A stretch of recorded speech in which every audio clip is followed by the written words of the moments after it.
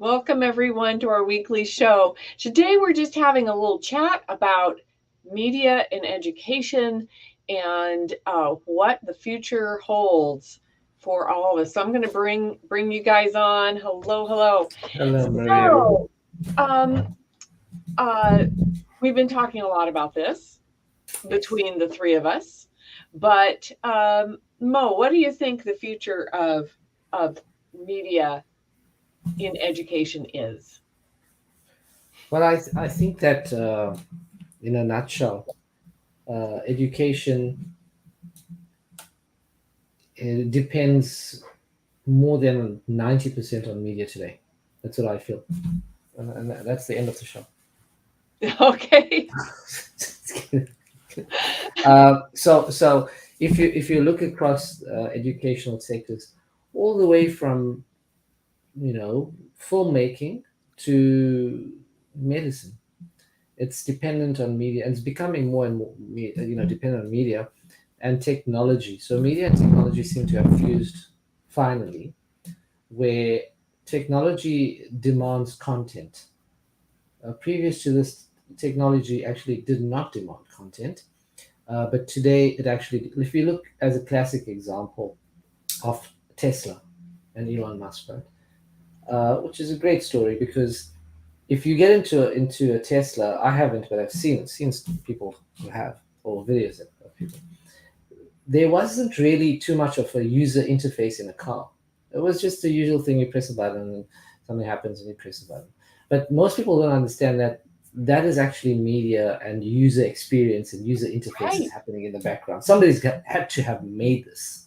Those right. little buttons didn't just decide to be born on your dashboard.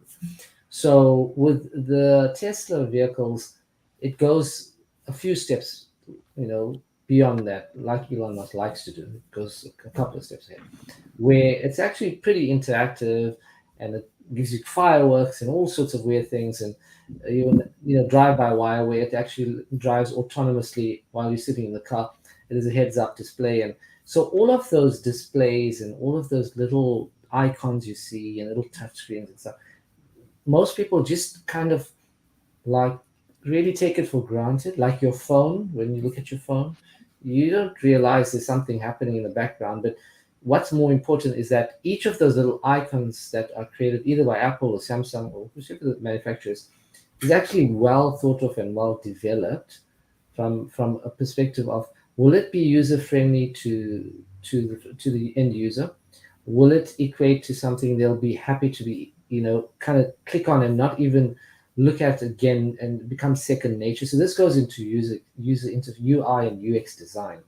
And UI and UX design falls within the media environment, I guess, because UI and UX, it's a huge field that's come about now with applications. And there's no better company that does these cleverly than Apple. Uh, there's lots to say about Apple, but let's talk about the good things. Apple tends to Apple tends to overprice stuff, but that's beside the point. Apple, My they biggest problem, it's yeah, that's overpriced. great. The funny thing is, just off the beaten track a little. Today, my iPhone 13 Pro Max, right, just suddenly lost network. So I had to figure out what to do, and eventually it needs to go in and be replaced. And when they replace your phone, which is under warranty, what they don't tell you is that they don't give you a brand new unit in a sealed box unless it's out of the box failure or OBF. If it's within the warranty period of certain months, 1 year, whatever it is, and it fails or something, there needs to be a replacement because the apparently they don't do too much of repairs with 13 Pros. It's too intricate to repair really. And I guess Apple buys the parts cheap, so it's easy to throw away and give you a new one. But they still save money, so they give you a phone in a white box. That's they Okay. call a some sort of thing. It's not refurbished or anything. It's a brand new unit, but it's like an OEM, kind of off the shelf. That's a replacement unit kind of thing. So that's Apple. But with Apple, if you look at the overpricing issue, you might ask yourself, why is the whole world turned onto Apple, and why is everyone dependent to such a great degree on Apple devices? I'm not talking about PCs and Mac users. That's a bit of a point where people kind of argue. But I'm talking about phones and the rest, the iPads and so forth. It's because Apple was clever enough to design an extension of your hand and the way you think. So Right. when you pick up your phone, subconsciously, in the beginning, you're like, holy God, there's so many thousands of things to scroll through. But Mhm. once it's set up, it actually becomes an extension of you. And I learned this the hard way today when I realized I could do nothing without my phone because I went on to send money somewhere and you need a verification code. Yeah, And and you're and then going, oh, I'm like, yeah, holy God. So I got a friend in Germany. I spoke to him, we speak on a daily basis, and he said to me, I've got an iPhone 5 lying in my cupboard under dust, and I don't touch my phone anyway. I just do it the old fashioned way. But, and a lot of people do that. But if you look at the trend today, technology and media in technology have kind of into merged within each other to bring, and how I would define that is very simple. You have the techie part, which is the hardware, right? Which we don't ever get to see. We get a whole outside of it. And then we've got the media, which I'm going to call media, which is the outside, all the fancy goodies which we press and touch and love so much. And Apple are geniuses in that because they've made it so user friendly to be able to understand where your icons are set, what it does, how it does it, that it's just kind of like brushing your teeth in the morning. So when it comes to media and tech and how it's evolved, that's where it's going, and it's going to get worse and worse, or better and better, I guess, whichever way you're going to look at it. But it's going to become, there's going to be a point where you're going to be dependent on it wholly and fully to start your day and to end your day, which is a bit of a tragedy. But we've got to embrace change. It's just what it is. Unless you live somewhere in lovely places where? like you live, Where like are where, we not? I don't think there is a place on the planet well, when you go to a unless restaurant, or you you choose go, not to unless participate you choose not to, if you go off radar off completely, the and grid. then it's off the grid, like most people say, and then they get back on the grid within a month because they couldn't buy takeout on the app. So that's what brings them back. They don't want to forage for food.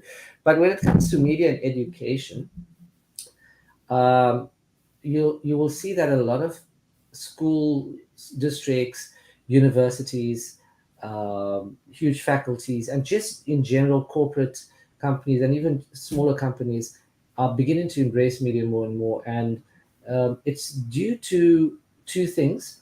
Firstly, is the uptake of video footage on platforms across the globe, Yeah, video on is whether it's kind of long, I'll call it everywhere. social media long form, and that would mean like LinkedIn videos, pretty long. YouTube, Neil, now there's long form social media videos. Before it was just long form, it's a feature film. Now it's long form social media. Funnily enough, I never ever thought I'd see this day Yeah, if it's a because 10-minute video, it's a long form social. It's a long form social. it's a mini series if it's a 10-minute video. Yeah. People can't sit through it. They sit through it for a minute, then they go get a bag of crisps. They come back, they stop it after 2 minutes, go back, get a couple. That attention span of human beings is doing this. Okay? So it's very rare to see a person sit through a good movie and really still be entertained because the attention span of people are getting shorter and shorter. Right. But I do think there is certainly a place though for what we long form or, an yeah, hour and a half movie. There certainly is a place for that. But it's an art in itself, don't you think, just to be able to tell a story in like 15 seconds or 30 seconds in a TikTok video and actually convey a message, impact people. I think there's That is a difficult skill. yeah. but I think that uh it's powerful. Actually, we've been doing short form video for 50, I don't know, for a long time. Think about television Mhm. ads, Yeah. 30 seconds, short form video, and they had to convey a message, Very make difficult. an impact. Very, very difficult to in a very short period of time. And now we're using it for entertainment and for, social justice and yeah, for all kinds of, uh, for everything. for And I, everything. Yes, it's to get the message across. Like with commercials, it had to have an agency producer, and it was a nightmare. I've been there. I've seen it. It's difficult to especially in the edit.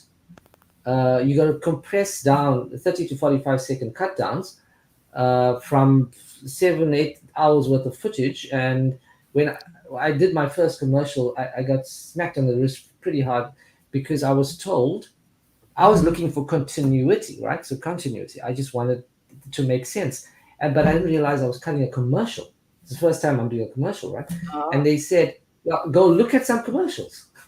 That's what I was told by German directors. Go yeah, look at. So I went and looked at some toothpaste commercials and uh, some, Pepto Bismol commercials and all sorts of weird things. And I looked at it and I'm like, holy God, there's zero continuity. The guy brushes his teeth and is in his car. All right. And right, that's how you learn to cut a right, commercial. You got to tell that story, right? But where today it's now changed is the fact that you have 10 seconds without cutting in order to tell the message or grab the message. Now, if I look at TikTok, I look at it, I tend to not want to look at it quite often.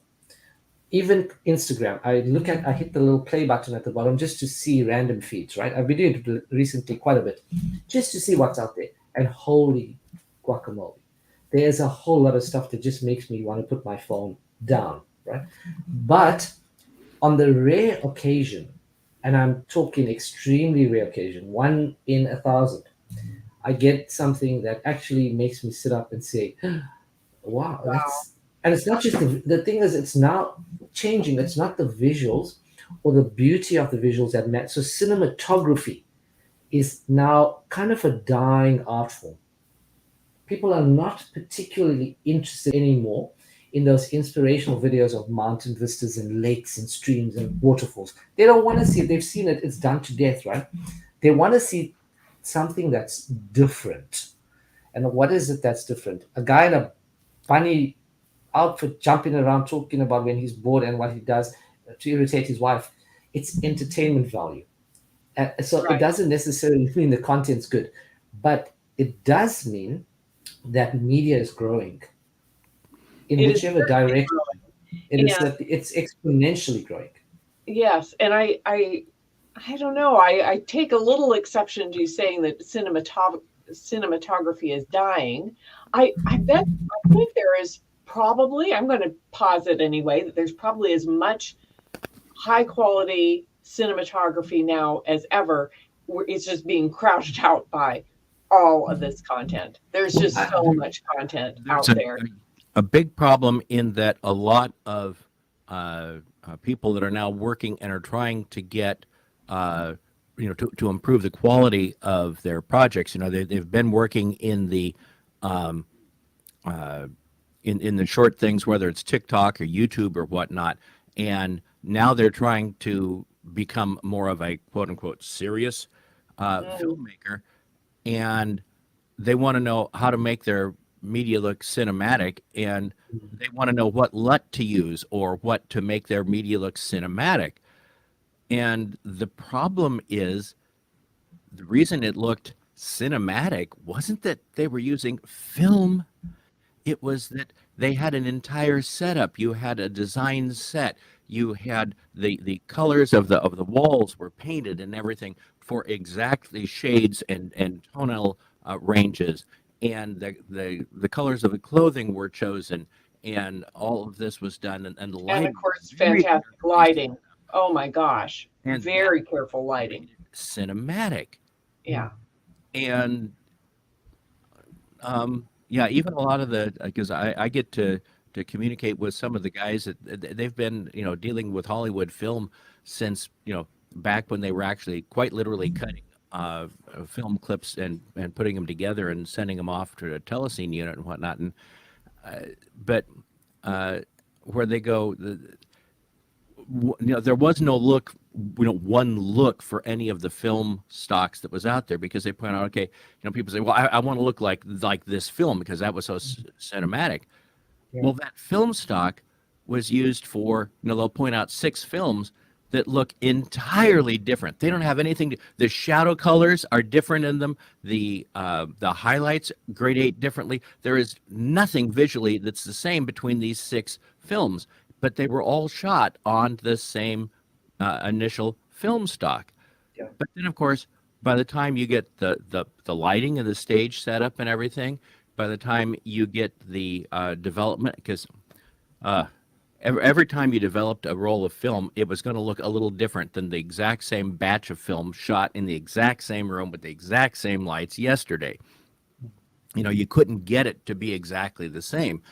And and then you have the whole thing of making a digital intermediate where they printed that, because you started with a color negative film, you made a print from it on a clear stock, and then from that one you reverse that back to another color negative layer on a different print stock to make your final image that was actually just one that you used to make the print releases that were sent to the theaters.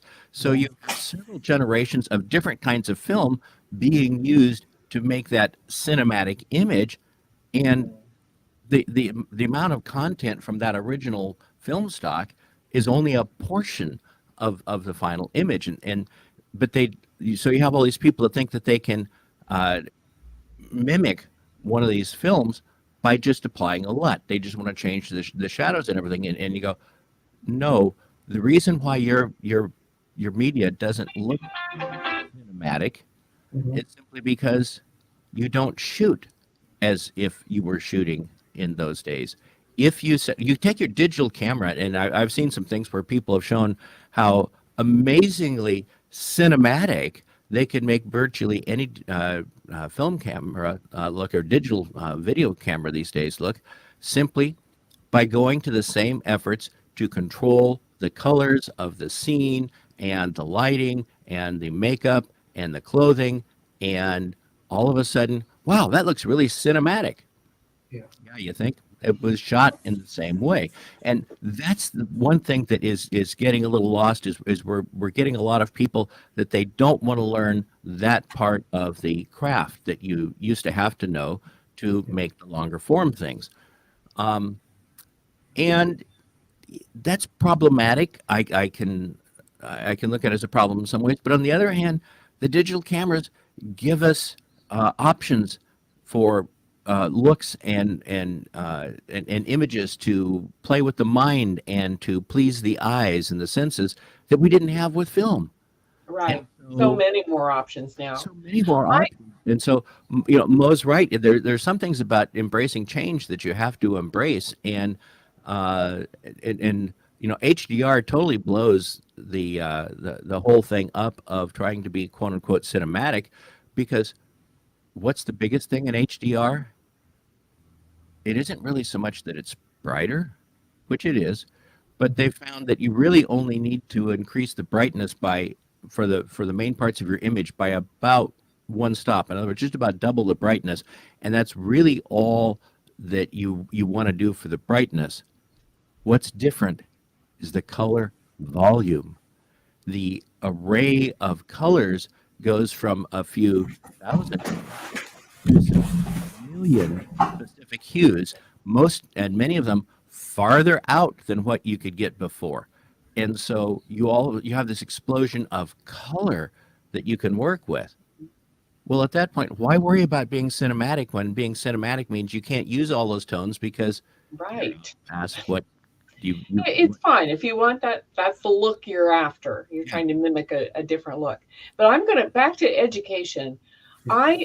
I posit that just a few years ago, educators realized that we needed that all students needed to be able to work with Microsoft Word and with an Excel spreadsheet Yes. and Google Docs, and that was if you're going to be able to do anything in education, in your schooling or in the workplace, you were going to need to be familiar with how to work with those programs. Well, now I think visual media is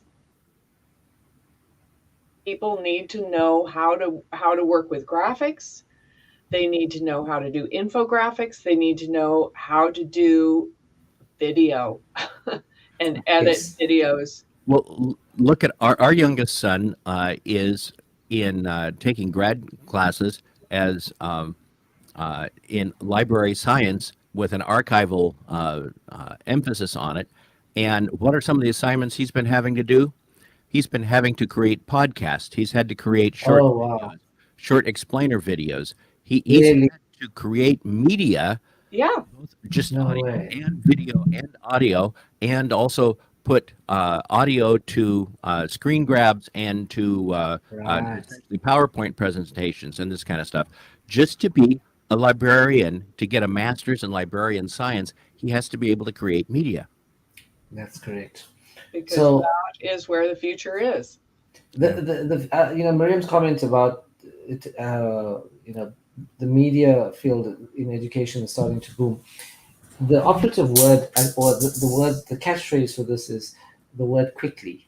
So if you might have, everyone's probably noticed this trend, beside the people that are in the trend, is that everything has sped up Right. quadruply or even more. The pace is faster. So my Yeah, question, when I mentioned that I like that cinematography face, is Neil.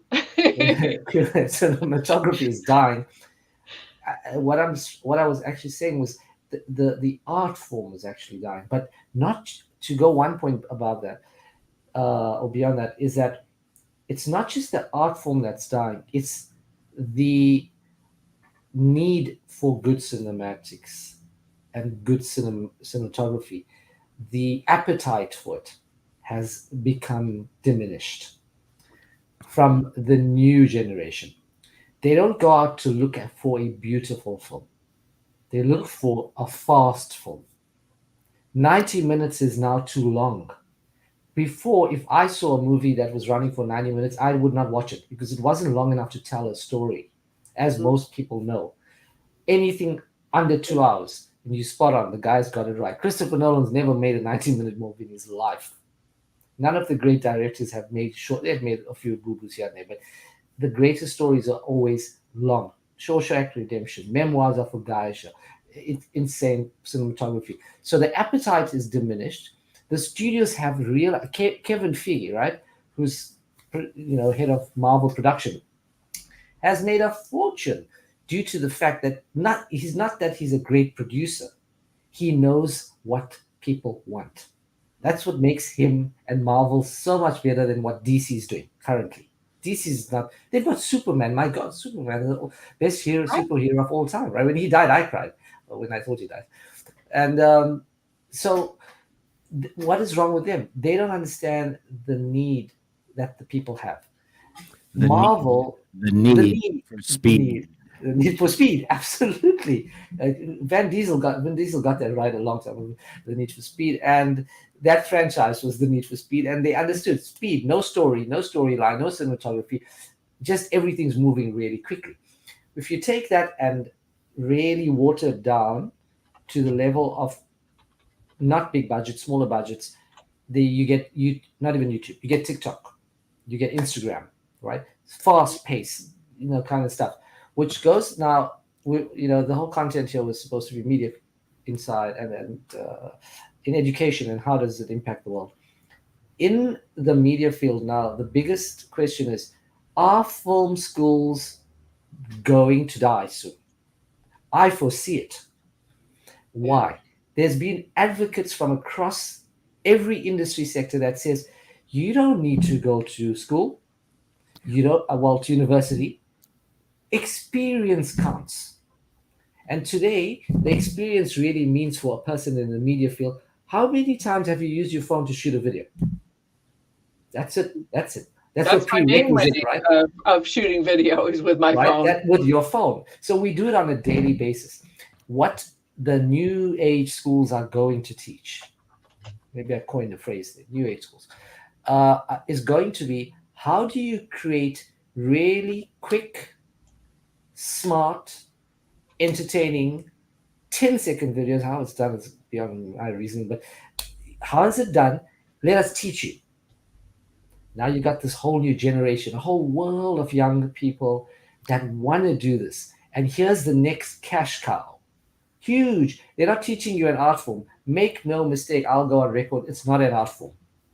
It is actually how to make yourself financially stable without having to even begin a career. There's Right. out there, influencers out there that sit Influencers. Be an and influencer. review things like Marcus something. I can't remember his name. Great guy, he's a black guy, fantastic guy. He reviews stuff very, very well. Sitting next to Elon Musk, he makes millions and millions of dollars a month just because he reviews products in an honest and open way.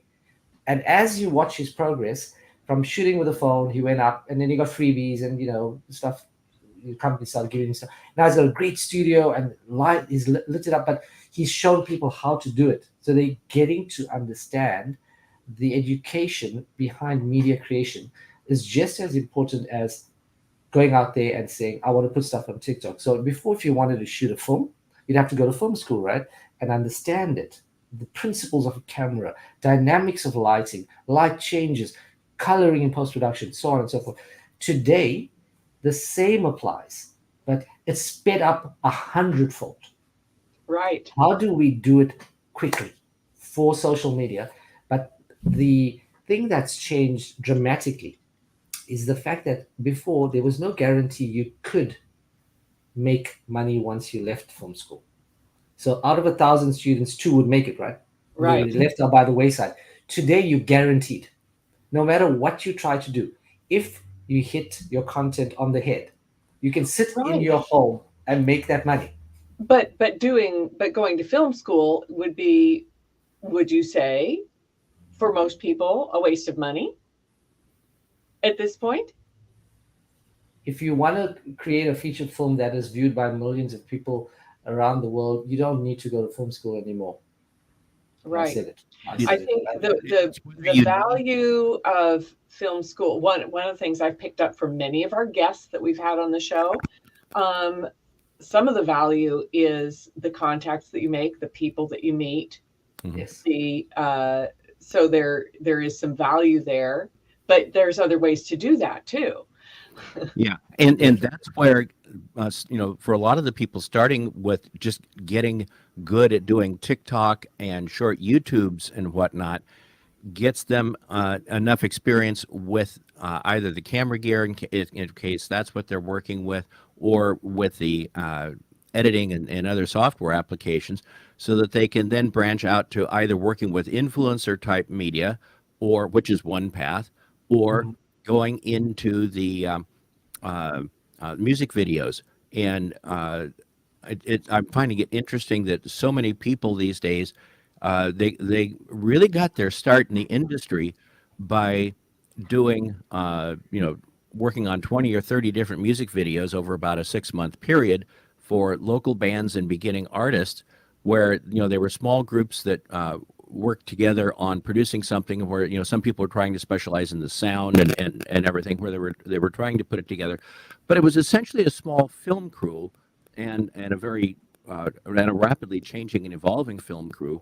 And Mhm. so they worked on doing music videos, and through doing the music videos, and then maybe they got where somebody was going, hey, you're pretty good at this. I'm working, we're doing an indie horror picture, Yeah. because that is another genre that is actually huge out there, the 10 or 15 minute horror movie. Yes. Yes. And so they're going, okay, so you've been on a set with them for several of these music videos. We're doing a horror movie this weekend. You want to come and work on that? And so you, Yeah. you work on that, which is, now we've gone from a 5 minute, you've gone from a 2 minute or 30-second TikTok to a 5 minute YouTube, to a 5 to 7 minute uh, music Music video, and video. now Yeah. a 15 minute horror film. And but by the time you've worked then on a couple of those horror films, you have developed actually connections to a number of the people in your area that do all kinds of things, including commercials and shots for local TV broadcasts, and other things past that, and get hired for some of the other things. And so you And can be you're running honing your away with that. skills. And again, no film school. It's Yeah. all Right. practical. You've said, you brought up interesting thing about music videos, and there's also quite a big trend here with music videos, because have you asked yourself when last you saw a music video on your television screen, Yeah. right? So I haven't for a while. So how it costs a lot to shoot a Katy Perry video because she likes really big high end stuff. I'm sorry, Taylor Swift video. And what they do is they've understood the monetization process and how powerful it is. So before it releases anywhere, yes, it goes to MTV. That's fine, you know, fine. But where they make money is on YouTube. So as an example, there was a Bollywood song. It had 199 million views, right? 199. That's 200 million views, and each view, click, click, click, somebody's writing a check. They made more money on the music video than they made on the film. So it's easy to Whoa. make money and Wow. monetize. And this is where these film schools are beginning to teach. And naturally, there's no given recipe for success, because out of a million people going to a new age film school, there'll be a handful that actually shine. Everyone can't just make it. So the trick would be to teach, there'll be a few shining stars that will say, okay, this hasn't been done. Let's do it. If you look at the iPhones now, they've got a thing called cinematic mode. Okay, I have it on my phone. I've seen it in action. It looks great, Neil. It's got this whole, again, cinematic feel. It's simply depth of field they're playing with, nothing more. You got the blur in the back, you got the foreground, a little sharp focus, and as you move it around, you see it's 24 frames per second, which is the magic number. That's all they've done. Very slight slowdown in movement, but it gives you a nice soft feel. I will never call it cinematic. I'm calling it soft. Gives you a nice soft feel. So the guys are using this, and iPhone 14 Pro 14 is coming. When it comes out, the camera lenses are different, bigger aperture rates, fastest high speed rates. So everything that you need hardware wise is in your hand. But how do you take that across and make it visually interesting enough for being able to make money or become somebody that's known for it? That There's a again, lot of trial and error, I think. there's actually, it's more hit and miss these days. I'm not gonna say it's trial and error. I would rather say your audience picks you. Yeah. You might get an audience that decides you look lovely running around the corridor with a board in your hand saying Happy Halloween with one ear up, a bunny ear, right? Because they think it's funny, because they're bored. So the quality of content is unfortunately kind of doing this a little bit, well, quite a bit actually. The quantity is doing that, and it's been Right. foreseen in Side by Side. If you haven't watched this documentary hosted by Keanu Reeves, from the transition of film to digital media, all the great directors on there, and they talk about what's changed. Watch it if you can. They said this is about to happen, this whole thing. So again, we have to embrace that change. So how does it affect media? Education. We It's our responsibility to educate the future generations about how to use the technology in a beautiful way. I can't Oh, use the I word like that. responsible because none of them are responsible from I what I've like seen. They just go completely crazy. So how do we teach them, to create beautiful visuals in 10 seconds? It's miraculous if you can get it right. It's the holy grail. I will tell you, this is the person. It's a holy grail. 10 seconds worth of something that's got a message. That's taking a commercial down by one. No, that's 3 minutes. It's 10 seconds by 300%, I guess, right? So we got it. It's a nice something to develop. I think this conversation where, how do you teach someone to bring in 10 seconds of visuals and make it look beautiful, make it educational, make it provocative, Beautiful. make it meaningful. Yeah. Absolutely. Yeah. And what's happened here is that you, I, and the rest of every human being that owns a phone, and now finally We can do it. has, you can do it. You can Hmm. go in your bathroom and shoot high speed your shower, as an example, just your shower, just kind of Right. water. But you can do something cool with it using visual effects. The one area or two areas, two holy grails that can never be sped up are coloring, the color field, and sound. They can't touch it. You can't do sound quickly. It's impossible. It's impossible. Neither can you color properly. But color is very close to being not annihilated, Neil, but kind of in danger a little bit because phones are starting to do it for you. Yeah, there The, are some shortcuts you can get yes, that actually do help a lot to get to acceptable. And of course, that's the acceptable whole limits. thing. Yes. Yes, Yeah. Acceptable. Okay, acceptable. let's wrap it up, guys. So, parting shots. What's the Don't conclusion here? the conclude. It's such a difficult conclusion. Let me see if I can sum it up in 10 seconds. Get a Okay. phone, go out there, shoot, make it look good. Don't be stupid. Use your brain and entertain people, and then monetize. I think 11 seconds. You need to cut me down. Okay, the monetize. That's a whole nother show we need to work on. Yeah, Yeah. absolutely. Yeah.